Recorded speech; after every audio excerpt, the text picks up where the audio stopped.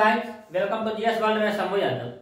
दोस्तों, आप सभी के बीच लेकर आया हूं मैं ताज के अधीन शासन यानी क्राउन के अधीन शासन। पिछले क्लास में हम लोगों ने कंपनी के अधीन शासन को पढ़ लिया था और आज पढ़ने वाले हैं ताज के अधीन शासन।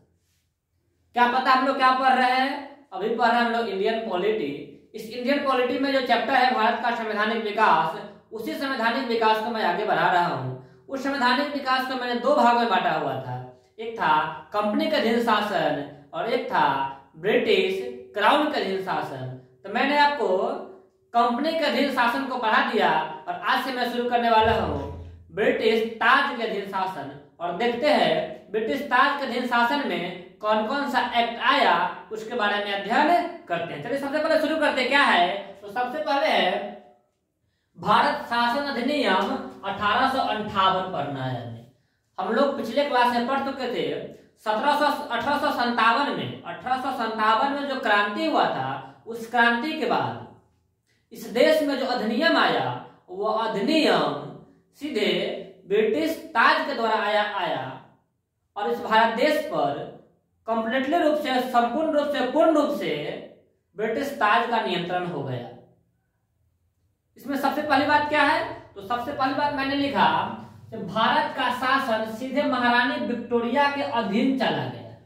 इससे पहले कंपनी का शासन और विक्टोरिया दोनों का शासन था, लेकिन 1857 के क्रांति के बाद सीधे महारानी विक्टोरिया के अधीन भारत देश का शासन चला गया और महारानी विक्टोरिया इस देश को चलाने के लिए अपना एक प्रतिनिधि को भारत देश में भेजते हैं। उसका नाम होता है वायसराय। तो मैंने इसमें लिखा कि भारत का जो गवर्नर जनरल था, उस गवर्नर जनरल का पद नाम को चेंज कर दिया गया और गवर्नर जनरल के पद नाम को चेंज करके उसका नाम दे दिया गया भारत का वायसराय नाम दे दिया गया। और जो व्यक्ति भारत के गवर्नर जनरल थे, उन्हीं के शासनकाल में उनका पद नाम चेंज हुआ तो वही क्या बन गए? वायसराय बन गए। जैसे भारत का अंतिम गवर्नर जनरल लॉर्ड कैनिंग थे, तो इन्हीं के समय में इनका पद नाम चेंज हो गया, इसीलिए ये क्या बन गए? भारत का प्रथम वायसराय बन गए। और वायसराय क्या मतलब होता है? तो वायसराय का मतलब होता है भारत में ब्रिटिश ताज के अधीन शासन। भारत में ब्रिटिश ताज का प्रत्यक्ष प्रतिनिधि, यानी कि जो ब्रिटेन के क्राउन थे, वह क्राउन अपने प्रतिनिधि को भारत देश में भेजे, उन्हीं का नाम क्या पड़ा? वायसराय नाम पड़ा। कोई दिक्कत नहीं ना। आगे क्या है? आगे है नियंत्रण बोर्ड और निर्देशक कोर्ट, यानी किसी बोर्ड ऑफ कंट्रोल और कोर्ट ऑफ डायरेक्टर, जो दो पद हुआ करता था, यह क्या हो गया? खत्म कर दिया गया 1858 के भारत शासन अधिनियम में और एक नए पद का सृजन किया गया जिसका नाम पड़ा भारत के राज्य सचिव। यानी कि 1858 के भारत शासन अधिनियम में एक नए पद का सृजन किया गया जिसका नाम क्या पड़ा? भारत के राज्य सचिव। और जो भारत के राज्य सचिव कौन होंगे? तो ब्रिटेन के संसद के जो कैबिनेट का सदस्य होंगे, वही क्या बनते थे? भारत का राज्य सचिव बनते थे। तो उसी बात को मैंने लिखा, भारत राज्य सचिव यानी भारत सचिव ब्रिटिश कैबिनेट का सदस्य था जो ब्रिटिश संसद के प्रति उत्तरदायी यानी कि जवाबदेह था। यानी कि भारत सचिव वही व्यक्ति बन सकते थे जो ब्रिटिश संसद जो कैबिनेट होता था, ब्रिटिश कैबिनेट, उस कैबिनेट के सदस्य ही भारत का राज्य सचिव बनते थे। और इस राज्य सचिव के सहायता के लिए, यह राज्य सचिव जो कार्य करेंगे, उस कार्य के सहायता के लिए 15 व्यक्तियों की नियुक्ति की गई। उसका नाम पड़ा भारत के राज्य सचिव के या भारत के सचिव के सहायता के लिए 15 सदस्य परिषद का गठन किया गया। उसी बात को मैंने लिखा, भारत सचिव के सहायता के लिए 15 सदस्य परिषद का गठन किया गया। यह हम लोग का महत्वपूर्ण बात रहा 1858 के भारत शासन अधिनियम में। इसके बाद क्या है? इसके बाद है भारत परिषद अधिनियम 1861।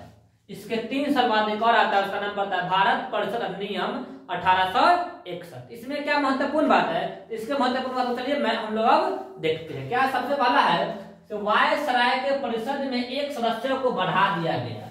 जैसा कि जो गवर्नर जनरल है जो पहले थे, उनके परिषद में 4 लोग हुआ करते थे। जैसे देखिए देखते हैं 1773 में जो बंगाल का गवर्नर जनरल थे, उस गवर्नर जनरल की सहायता के लिए 4 सदस्यीय परिषद हुआ करता था। लेकिन 1784 के पिट्स इंडिया एक्ट में क्या किया गया, इसमें 1 सदस्य को कम कर दिया गया। तो कितना हो गया, 3 हो गया। और फिर पढ़ा था आपको 1833 के चार्टर एक्ट में एक विधि सदस्य को और बढ़ा दिया गया था, इसमें 3 और 1 कितना हो गया, 4 सदस्य हो गया। और फिर 1861 के भारत परिषद अधिनियम में 1 सदस्य को और बढ़ा दिया गया, तो कुल कितना हो गया, 5 सदस्य हो गया। इसी बात को मैंने यहाँ पे लिखा, 1773 में कितना थे, 4 लोग थे इसके परिषद में। 1784 में क्या हुआ, 1 लोग को इसमें कम कर दिया, 1 व्यक्ति को कम कर दिया गया। फिर क्या हुआ, 1833 में 1 व्यक्ति को बढ़ा दिया गया, जो विधि सदस्य हुआ करते थे। और फिर 1861 में 1 सदस्य बढ़ गए, कितना हो गया, 1 से कैंसिल, 4 1 5 सदस्य हो गया। इस बात को मैंने पहले भी पढ़ा चुका हूं 1833 के चार्टर एक्ट में। उसके बाद क्या है, प्रांतीय विधान परिषदों को विधि निर्माण का अधिकार दे दिया गया, जिससे प्रांतीय स्वायत्तता का आरंभ हो।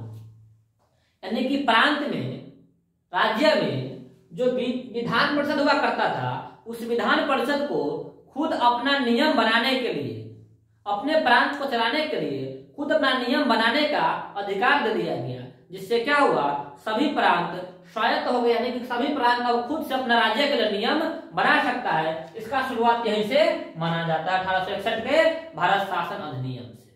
उसके बाद क्या है, उसके बाद है 1862 में लॉर्ड कैनिंग ने 3 भारतीयों को केंद्रीय विधान परिषद में मनोनीत किए हुए थे। यानी कि सबसे प्रथम बार लॉर्ड कैनिंग ने 1862 में अपने विधान परिषद में 3 भारतीयों को मनोनीत करके लाए थे।